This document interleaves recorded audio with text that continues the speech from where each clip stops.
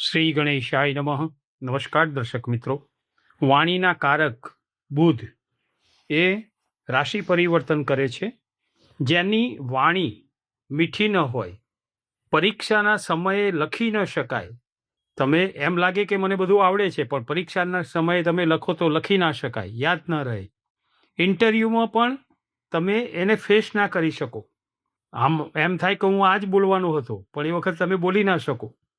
તમારી વાત બીજાને સમજાવી ન શકો, સ્પષ્ટ ઉચ્ચારણ ન આવી શકે, અમુક હકલાવાપણું થાય, અમુક લાગે કે તોતરાપણું થાય. આ બધું હોય ને તો સમજવું કે તમારો બુધ ખરાબ છે. આ બુધ એ ખરાબ હોવાની નિશાનીઓ છે. જે જન્મ કુંડળીમાં પણ બુધ શુભ ફળ ના આપતા હોય તો આ બધું થઈ શકે. તમે મૌન હોય ને ત્યાં સુધી એમ લાગે કે સારું છે, બાકી એક શબ્દ બોલો એટલે તમારું કામ બગડે. તો આવા બુધ જે છે એ વાણીના કારક છે.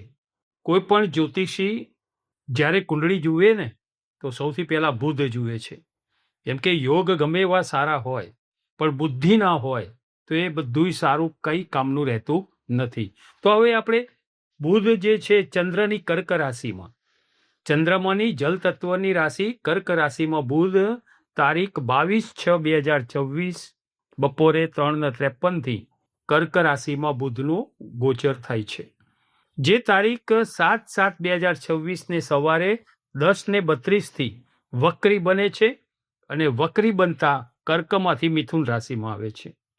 અને પાછો વક્રથી માર્ગી બનશે તારીખ 5/8/2026 ને સાંજે 7:42 કર્ક રાશિમાં આવશે.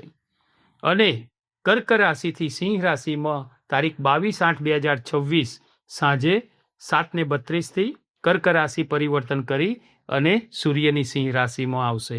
તો આ જે સમયગાળો છે 22/6/2026 22/8/2026 સુધીનો આ 2 મહિનાનો સમયગાળો આપને માટે કેવો હશે? આમ તો બુધ જે છે ને એ ઉત્તમ વાણીના કારક કીધા છે. એકાગ્રતા વધારે, બુદ્ધિ આપે. એમની આધિપત્યવાળી 2 રાશિ છે. બુધની રાશિ છે એ મિથુન રાશિ અને કન્યા રાશિ. એમાં સૌથી વધારે કન્યા રાશિમાં એ પૃથ્વી તત્વની રાશિમાં એમનો પ્રભાવ વધારે રહે છે.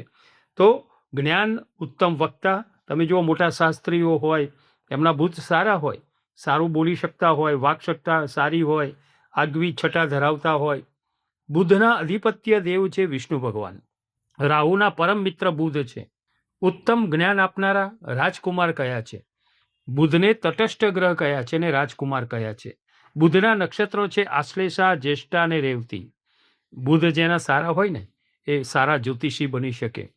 કલા ક્ષેત્રે પણ તમે જુઓ, બધાએ ફિલ્મ લાઈનમાં પણ મોટે ભાગે બુધના પન્ના પહેરતા હોય છે, કતલી આંગરીએ લીલા કલરના. જેનું વાણીકાર એને કલાક્ષેત્રમાં આગળ વધવું હોય, વાક છટા સુધારવી હોય, એ બુધના પન્ના પહેરે છે. કોઈ જ્યોતિષીનું માર્ગદર્શન લઈ પરામર્શ મેળવી અને તમે પહેરી શકો. આગળ આપણે વાત કરીશું જે તે રાશિમાં જરૂર હશે તો એમાં તમે પહેરી શકો. તો કલાક્ષેત્રના પણ એ સ્વામી છે. તો આવા બુધ એ તમારી રાશિ માટે કેવા ફળ આપનારા બની રહેશે તે આપણે જોઈએ. મકર રાશિ, અક્ષર ખ છે.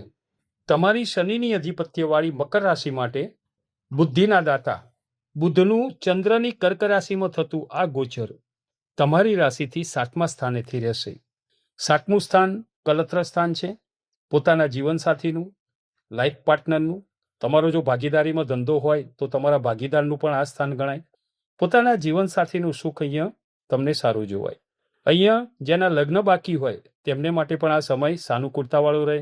યોગ્ય જગ્યાએ તમે વૈવાહિક યોગ પ્રબળ કરી શકો, વાતચીત આગળ વધી શકે, કોઈ પણ વસ્તુ ફાઇનલ એજ ઉપર આવી શકે. અહીંયા દેવગુરુ બૃહસ્પતિ તારીખ 1/6/2026 મધ્યરાત્રિથી 1:49 પોતાની ઉચ્ચ રાશિ કર્કમાં આવ્યા છે. અહીંયા બુધ પણ સાથે છે.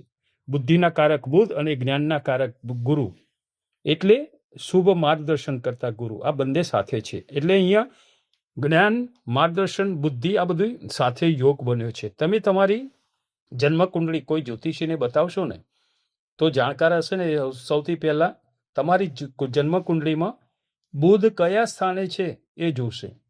બુધ જો પાપગ્રહ સાથે હશે કે શુભ ગ્રહ સાથે હશે એ પહેલા જોશે. કેમ કે બુધ તટસ્થ ગ્રહ છે. એટલે કે જેના જોડે હોય તેવું ફળ આપે છે. પાપગ્રહ સાથે હોય તો એ એમના જેવું ફળ આપે છે, અને શુભ હોય તો શુભ ફળ આપે છે. જાતકને બુધ સારા હોય તો બુદ્ધિ અને આગવી સૂઝ જે હોય, આગવી આવડત એમની એ સારી હોય છે. પરંતુ જો બુધ અશુભ હોય તો બુદ્ધિથી આવડતથી કશું એ કરી શકતા નથી. બીજાનું માર્ગદર્શન લેવું પડે છે.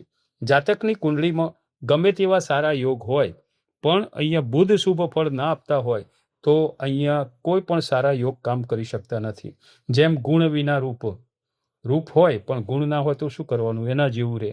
એટલે બુધ સારા સ્થાને, શુભ સ્થાને હોય, શુભ ગ્રહ સાથે હોય તો જાતક બુદ્ધિમાન બનશે, કંઈ સારું કરી શકશે, બધા યોગ સુધારી શકશે, જાતક શૂન્યમાંથી સર્જન કરી શકશે. બાકી તો જો આ શુભ ના હોય ને તો જે હશે ને એ પણ વેડફી નાખશે. બુદ્ધિ વગર શું કરવાનું, ક્યાં વાપરવું એ ખબર જ નહીં પડે એને. આપણે ઘણાનું સાંભળીએ છીએ કે એમની પાસે બહુ જ હતું, ઘણું હતું, પણ બધું વેડફી નાખ્યું, એટલે કે બધું ખલાસ કરી નાખ્યું. તો આ કેમ? તો આવા યોગ હોય એટલે આવું બધું બનતું હોય છે. એટલે તો બુધ શુભ હશે તો જાતક પોતાની બુદ્ધિ શક્તિથી પાછું મેળવી શકશે. બીજું, દૈત્યગુરુ શુક્ર તારીખ 8/6/2026 સાંજે 5:44 પોતાની શત્રુ રાશિ ચંદ્રની કર્ક રાશિમાં આવ્યા છે, જે તારીખ 4/7/2026 સાંજે 7:15 સુધી રહેશે. અહીંયા 4/7/2026 સૂર્યની સિંહ રાશિમાં શુક્ર જશે. શુક્રનું 7મા સ્થાનેથી થતું ગોચર, તમને શુક્ર 7મા સ્થાને હોય ને એટલે સમજો કે તમને પસંદગીનું પાત્ર તમને વૈવાહિક યોગમાં મળી શકે.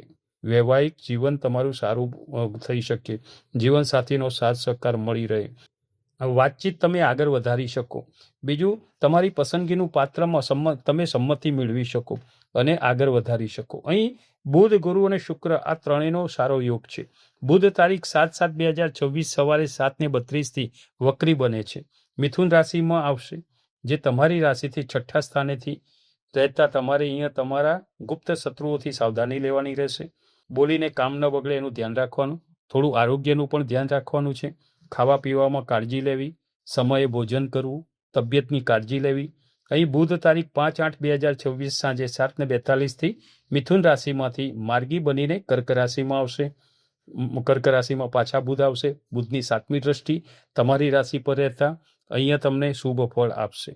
તમારી આગવી સૂઝબૂઝથી, બુદ્ધિથી નવા ડિસિઝન તમે લઈ શકશો. અત્યાર સુધી કોઈ પણ વસ્તુમાં તમે ના બોલતા હોય તો તમે સારું તમારું લાભવાળી વસ્તુ તમે કોઈના આગળ ફેસ કરી શકશો, એમાંથી તમે લાભ મેળવી શકશો. તમે બોલીને તમારી વાણીથી તમે આર્થિક લાભ મેળવી શકશો. અહીંયા લાભદાયી રહેશે. તારીખ 22/8/2026 સાંજે 7:32 બુધ રાશિ પરિવર્તન કરશે, જે સૂર્યની અધિપત્યવાળી સિંહ રાશિમાં આવશે. એટલે કે અહીંયા 22/6/2026 22/8/2026 સુધીનો આ 2 મહિનાનો ગાળો આ બુધનું કર્ક રાશિનું ગોચર વક્રી બને, માર્ગી બની અને પાછા રાશિ પરિવર્તન કરે છે. એ સમય તમારા માટે કેવો હતો તેના વિશેની માહિતી આપણે જોઈ. હવે તમારી જો જન્મકુંડળીમાં બુધ શુભ ફળ ના આપતા હોય, તમારી વાણી ન ખુલતી હોય, કોઈ પણ જગ્યાએ તમે બોલી ના શકતા હોય તો તમારે બુધનું પન્ના રત્ન ધારણ કરવું. જ્યોતિષીની પરામર્શ લઈ અને જમણા હાથની ટટલી આંગળીએ બુધવારે બુધની હોળામાં સવારે ધારણ કરવું. બુધનો બીજ મંત્ર ઓમ બ્રામ બ્રીમ બ્રોમ સહ બુધાય નમઃ. ફરીથી કહીએ, ઓમ બ્રામ બ્રીમ બ્રોમ સહ બુધાય નમઃ. એના 4000 મંત્ર જાપ કરવા. કળિયુગમાં કીધું છે કે 4 ગણું કરવું પડે તો જ શુભ ફળ વધુ જલ્દી મળે. તો 4000ના 4 ગણા એટલે 16000 જાપ કરવાના રહેશે. તો આ હતું તમારે બુધનું ગોચર તમારી રાશિ મકર રાશિ માટે કેવું રહેશે તે વિશેની માહિતી. નમો નારાયણ.